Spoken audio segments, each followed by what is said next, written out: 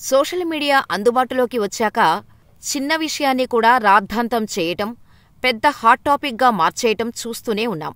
మరీ ముఖ్యంగా star celebrities విషయాలలో ఇది ఎక్కువగా జరుగుతూ ఉంటుంది.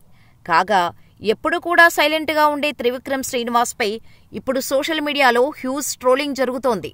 మనకు తెలిసిందే త్రివిక్రమ్ శ్రీనివాసరావు మొదటి రచయితగా, తర్వాత డైరెక్టర్గా మారాడు.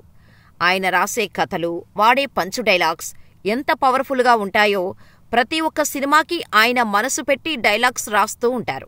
మన నిజ జీవితంలో కూడా అవి బాగా అప్లికేబుల్ అవుతుంటాయి. ఒకప్పుడు డైలాగ్ రైటర్గా కెరియర్ మొదలుపెట్టి ఆ తర్వాత దర్శకుడిగా సత్తా చాటుతూ మరింత పాపులారిటీ సొంతం చేసుకున్నారు.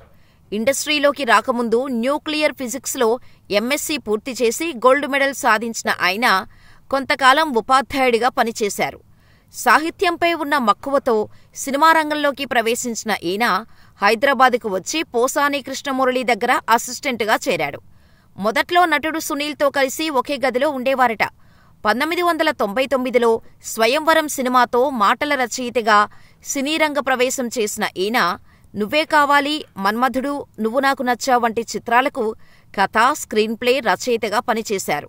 ఆ తర్వాత అతడు జులై, అత్తారింటికి దారేది సినిమాలకు దర్శకుడిగా పనిచేసి సత్తా చాటారు. ఇక ఇప్పుడు వెంకటేష్తో సినిమా చేయటానికి సిద్ధమవుతున్న విషయం తెలిసిందే.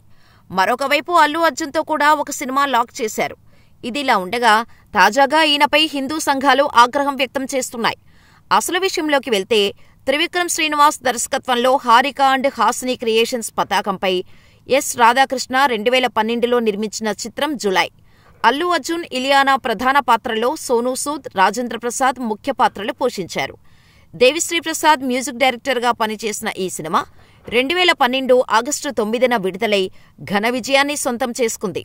ఇకపోతే ఈ సినిమాలో రాజేంద్ర ప్రసాద్ పోలీస్ ఆఫీసర్ పాత్రలో నటించిన విషయం తెలిసిందే. ఈ సినిమాలో ఆయనకు భక్తి చాలా ఎక్కువ. తన పూజగదిలో అన్ని మతాలకు సంబంధించిన ఫోటోలను పెట్టి పూజిస్తూ ఉంటాడు. అయితే ఈ విషయాన్ని సినిమా విడుదల సమయంలో ఎవరూ గుర్తించలేదు. కానీ తాజాగా ఒక ఎక్స్ యూజర్ జులై సినిమా చూస్తూ ఈ విషయాన్ని ఐడెంటిఫై చేసి తన పోస్ట్లో షేర్ చేశారు. ఇంకేముంది, ఒక్కసారిగా హిందూ సంఘాలు దృష్టికి వెళ్లిన ఈ పోస్ట్ త్రివిక్రమ్పై ఫైర్ అయ్యేలా చేసింది. హిందూ దేవుళ్ల మధ్య మిగతా మతాలకు చెందిన దేవుళ్ల ఫోటోలు కూడా పెట్టి ఆ సన్నివేశం తీయాలనే ఆలోచన ఎలా వచ్చింది? అసలు నువ్వు మనిషివేనా అంటూ త్రివిక్రమ్పై హిందూ సంఘాలు మండిపడుతున్నాయి. ఆ పోస్టు విషయానికి వస్తే పూజగదిలో అన్ని మతాలకు చెందిన దేవుళ్ల ముందు రాజేంద్ర ప్రసాద్ పూజిస్తూ ఉండే ఫోటోని వెనక నుంచి తీసినట్టు అక్కడ షేర్ చేశారు.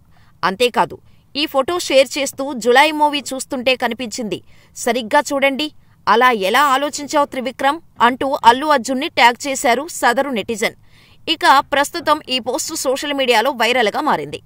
అది పెద్ద తప్పేం కాదు. కానీ ఓ వర్గం జనాలు మాట్లాడుకుంటుంటే కొంతమంది మాత్రం అలా హిందూ దేవుళ్ల ఫోటోలు ఇతర మతాల దేవుళ్ల ఫోటోలతో ఎలా కలిపి పెడతావంటూ త్రివిక్రమ్పై మండిపడుతున్నారు. అంతేకాదు, రీసెంట్గా ఒక నెటిజన్ దీనిపై సోషల్ మీడియాలో ఘాటుగా పోస్టులు పెడుతున్నారు. త్రివిక్రమ్కు అసలు సెన్స్ లేదా? మన హిందూ దేవాలయాన్ని తక్కువ చేస్తారా అంటూ ఘాటుగా ఫైర్ అవుతున్నారు జనాలు. మరికొందరు ఏకంగా ఆయన ఇంకోసారి ఇలా చేయకుండా ఉండాలి అంటే ఆయన అరెస్టు చేయాలి అని డిమాండ్ చేస్తున్నారు. మరికొందరు మాత్రం గతంలో త్రివిక్రమ్ శ్రీనివాసరావుపై ఓ హీరోయిన్ చేసిన వ్యాఖ్యలను పట్టుకొని సోషల్ మీడియాలో మళ్లీ దారుణంగా ట్రోల్ చేస్తున్నారు. మొత్తానికి ఎప్పుడూ సైలెంట్గా ఉండే త్రివిక్రమ్ శ్రీనివాసరావు ఇలా ఊహించని చిక్కుల్లో ఇరుక్కున్నారు. అంతేకాదు, పోలీసులు ఏ క్షణమైనా అరెస్ట్ చేస్తే బాగుంటుంది అంటూ కొందరు పైశాచిక ఆనందం పొందుతూ కామెంట్స్ చేస్తున్నారు. ఇంత చిన్న విషయానికి అరెస్ట్ చేస్తారా? ఇంతకన్నా పెద్ద తప్పులు చేసిన వాళ్లే బయట దర్జాగా తిరుగుతున్నారు అంటూ త్రివిక్రమ్ ఫ్యాన్స్ కూడా కౌంటర్స్ వేస్తున్నారు. సోషల్ మీడియాలో ఇప్పుడు త్రివిక్రమ్ శ్రీనివాసరావు పేరుపై హ్యూజ్ ట్రోలింగ్ జరుగుతోంది.